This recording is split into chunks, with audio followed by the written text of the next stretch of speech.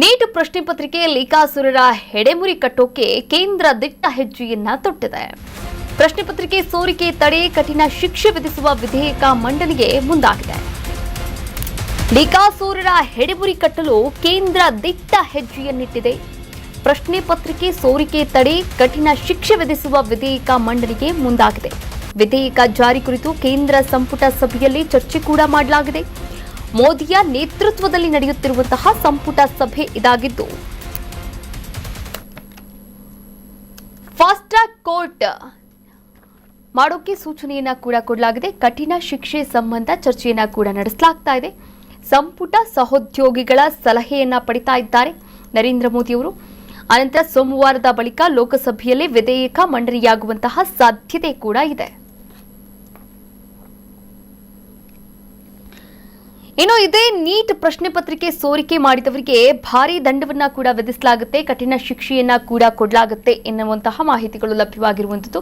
ಹಾಗಾದ್ರೆ ಯಾರ್ಯಾರೆಲ್ಲ ಈ ಒಂದು ಪೇಪರ್ ಅನ್ನ ಲೀಕ್ ಮಾಡಿದ್ದಾರೆ, 1 ಕೋಟಿಯವರೆಗೂ ಕೂಡ ದಂಡವನ್ನ ವಿಧಿಸುವಂತಹ ಪ್ರಯತ್ನಕ್ಕೆ ಮುಂದಾಗಿದೆ ಕೇಂದ್ರ ಸರ್ಕಾರ.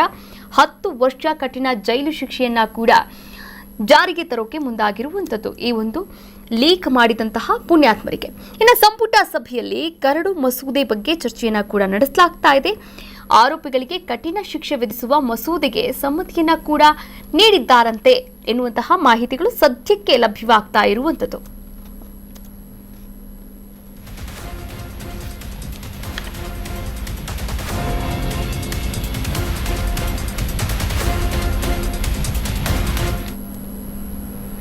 ನೀಟ್ ಹೋರಾಟದ ಮಧ್ಯೆ ಮಹತ್ವದ ಮೀಟಿಂಗ್ ಕೂಡ ನಡೆದಿದೆ. ಸಿಜೆಪಿ ವಕ್ತಾರರ ಜೊತೆ ಕೇಂದ್ರ ಸಚಿವರು ಸಭೆಯನ್ನ ಕೂಡ ನಡೆಸಿದ್ದಾರೆ.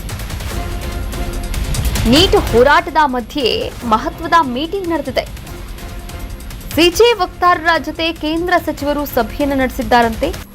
ಕಾನ್ಸ್ಟಿಟ್ಯೂಷನ್ ಕ್ಲಬ್ ಆಫ್ ಇಂಡಿಯಾದಲ್ಲಿ ಸಭೆಯನ್ನ ನಡೆಸಲಾಗಿದೆ. ಜಿರಳೆ ಪಾರ್ಟಿಯ ವಕ್ತಾರರು ಸಭೆಯಲ್ಲಿ ಭಾಗಿಯಾಗಿದ್ದಾರೆ. ಸಿಜೆಪಿ ಪ್ರಧಾನ್ ರಾಜೀನಾಮೆಗೆ ಪಟ್ಟು ಹಿಡಿದಿದೆ ಜಿರಳೆ ಪಾರ್ಟಿ. ದೆಹಲಿಯ ಜಂತರ್ ಮಂತರ್ನಲ್ಲಿ ನೀವೇನು ಇಷ್ಟು ದಿನಗಳ ಕಾಲ ನೋಡ್ತಾ ಬಂದಿದ್ದೀರಾ ಹೋರಾಟ, ಪ್ರತಿಭಟನೆ. ಈ ಪ್ರತಿಭಟನೆಗೆ ಕಾರಣ ಅಂತಂದ್ರೆ ಒಂದು ಕಡೆ ನಾವಿಲ್ಲಿ ಸಿಜೆಪಿ ಅಂತಾನೂ ಹೇಳ್ಬೋದು. ಸಿಜೆಪಿ ಅಂದ್ರೆ ಏನು? Cockroach Janata party.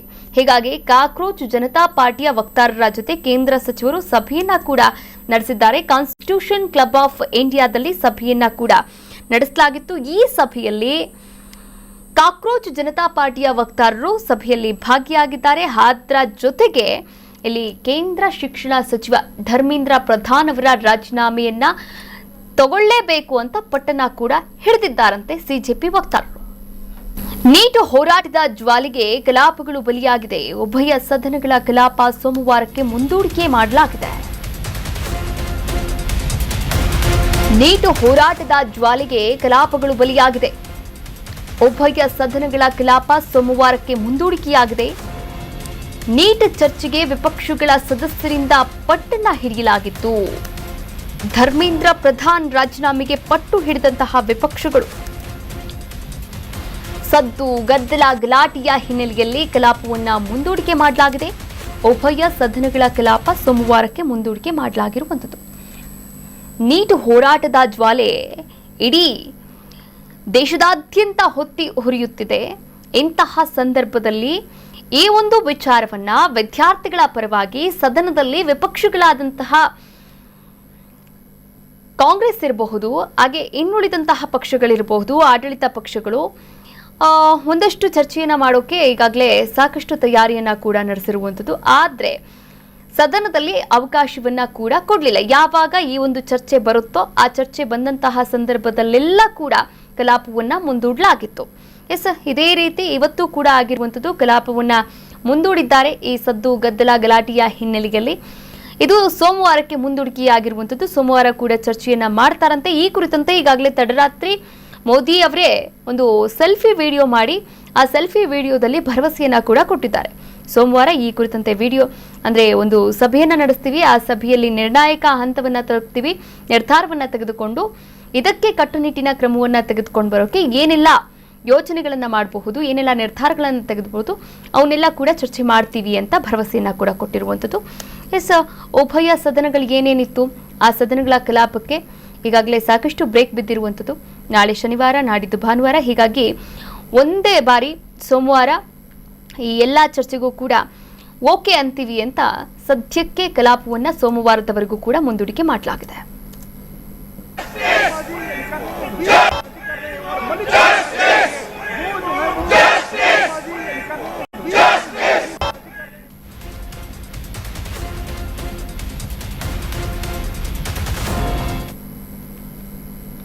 ರಾಷ್ಟ್ರ ರಾಜಧಾನಿ ದೆಹಲಿಯಲ್ಲಿ ನೀಟ್ ಪ್ರತಿಭಟನೆಯ ವಿಚಾರಕ್ಕೆ ಸಂಬಂಧಪಟ್ಟ ಹಾಗೆ ಸಚಿವ ಸತೀಶ್ ಜಾರಕಿಹೊಳಿ ರಿಯಾಕ್ಟ್ ಮಾಡಿದ್ದಾರೆ. ದೆಹಲಿಯಲ್ಲಿ ನೀಟ್ ಪ್ರತಿಭಟನೆಯ ವಿಚಾರ, ಈ ವಿಚಾರಕ್ಕೆ ಸಂಬಂಧಪಟ್ಟ ಹಾಗೆ ಸಚಿವ ಸತೀಶ್ ಜಾರಕಿಹೊಳಿ ರಿಯಾಕ್ಷನ್ ಕೊಟ್ಟಿದ್ದಾರೆ. ಪ್ರತಿಷ್ಠೆಯಾಗಿ ತೆಗೆದುಕೊಳ್ಳುವಂತಹ ಅಗತ್ಯ ಇಲ್ಲ. ಈ ಪ್ರತಿಭಟನೆಯನ್ನ ಲೋಪದೋಷಗಳಿರುತ್ತವೆ, ಸರಿಪಡಿಸಬೇಕು. ಕೇಂದ್ರದವರು ಹೋಗಿ ಭೇಟಿ ಮಾಡಬೇಕಿತ್ತು. ಯಾರಾದರೊಬ್ಬರು ಜವಾಬ್ದಾರಿಯನ್ನ ಹೊರಬೇಕಲ್ವಾ? ಅಧಿಕಾರದಲ್ಲಿ ಯಾರೂ ಕೂಡ ಶಾಶ್ವತವಾಗಿ ಇರಲ್ಲ. ಹಾಗೆ ಪ್ರಧಾನಮಂತ್ರಿ ನರೇಂದ್ರ ಮೋದಿಯವರು ಕ್ರಮ ವಹಿಸಬೇಕು.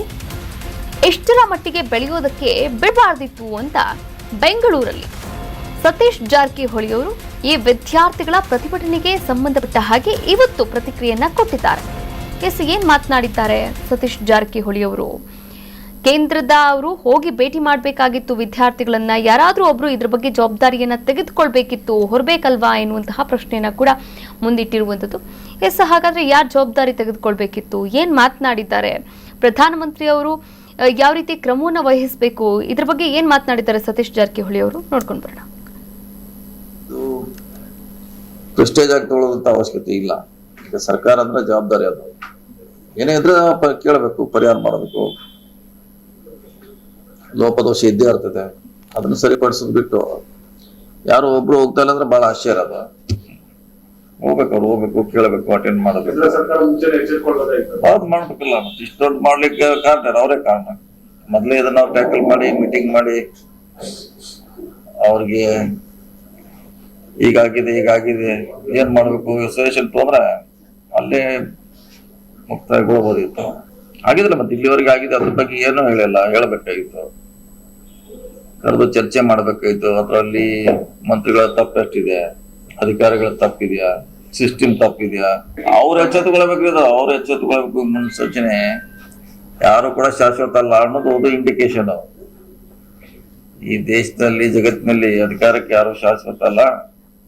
ಜನ ಯಾವಾಗ ಬೇಕಾದಾಗೂ ಯಾರನ್ನ ಕ್ವಶನ್ ಮಾಡ್ತಾರೆ ಅನ್ನೋದು ಇದು ಉದಾಹರಣೆ. ಚೈನಾದಲ್ಲಿ ಆಗಿದೆ, ರಷ್ಯಾದಲ್ಲಿ ಆಗಿದೆ, ಬೇರೆ ಬೇರೆ ದೇಶಗಳಲ್ಲಿ ಕೂಡ ಎಷ್ಟು ದೊಡ್ಡ ಪ್ರತಿಭಟನೆ ಆಗಿದೆ, ಉದಾಹರಣೆಗಳಿದೆ. ಮೊದಲೇ ಎಚ್ಚೆತ್ತುಕೊಳ್ಬೇಕು, ಅವ್ರಿಗೆ ಹೇಳಬೇಕು, ಸರಿಪಡಿಸುವಂತ ಪ್ರಯತ್ನ ಮಾಡಿ. ನೀಟ್ ಪ್ರಶ್ನೆ ಪತ್ರಿಕೆ ಸೋರಿಕೆ ಹಾಗೆ ಮೋದಿ ಅವರು ಹೇಳಿಕೆ ಕೊಟ್ಟಂತಹ ವಿಚಾರಕ್ಕೆ ಸಂಬಂಧಪಟ್ಟ ಹಾಗೆ ಸಿಎಂ ಡಿಕೆ ಶಿವಕುಮಾರ್ ಅವರು ರಿಯಾಕ್ಟ್ ಮಾಡಿದ್ದಾರೆ.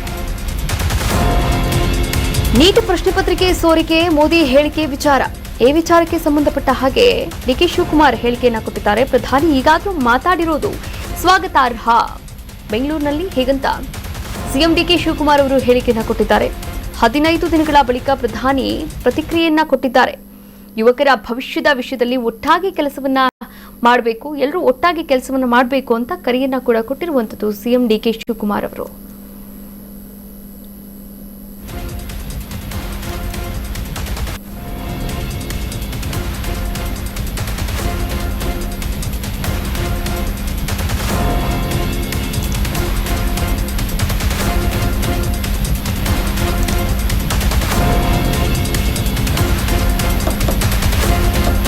I am very happy. At least he has opened after 15 months, 15 days or 1 month. He has opened up.